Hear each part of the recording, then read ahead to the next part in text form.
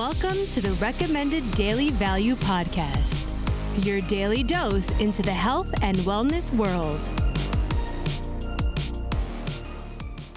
Welcome back to the Recommended Daily Value Podcast, where we dive into everything health, fitness, and nutrition related 5 days a week in 5 minutes or less. This podcast is brought to you by Umzu, and I'm your host, Tyler Woodward.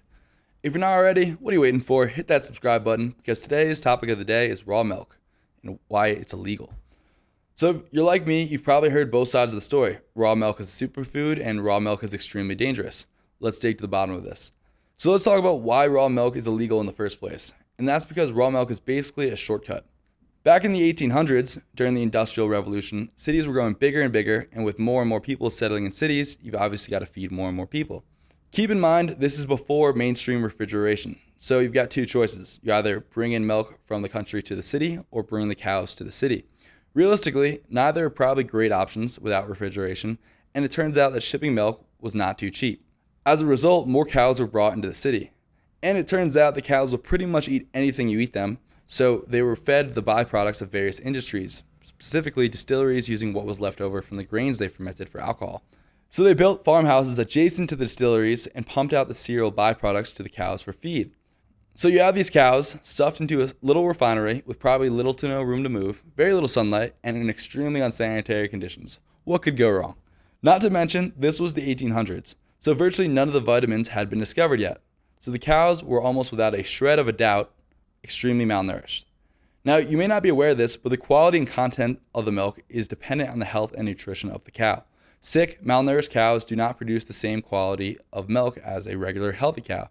And to take it one step further, cows produce vitamin D from the sun just like us. So house them in an area without sufficient light and they will likely be vitamin D deficient, and their milk will reflect that.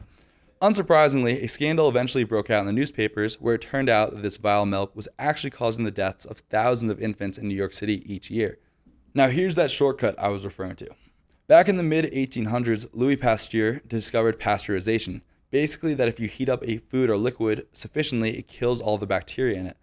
Basically, this allows you to continue to produce horrible quality milk from inhumanely raised cattle, but allows you to sell it without anyone getting sick, which is apparently a win-win. And in 1910, the New York City Health Commissioner at the time made it a requirement to pasteurize your milk. 77 years later, the FDA mandated pasteurization of all milk and milk products for human consumption, making it illegal to ship it across states. Now, in some sense, pasteurized milk is relatively safer to drink, but all food has its risks, and even pasteurized milk can be unsafe, and there have been cases of contamination in the US. At the end of the day, quality is king. Somewhat ironically, raw milk is making a comeback, in my opinion, in part due to the popularization of probiotics. It turns out that healthy cows produce healthy milk, and in this healthy milk, there are beneficial bacteria present in the milk that seem to benefit our gut health. And if you look in yogurts today, they're often adding probiotic bacteria back into the yogurt after killing off probably quite similar bacteria in that pasteurization process. Oh, the irony. There's a lot of proposed benefits to raw milk, some of which are true, some of which are not.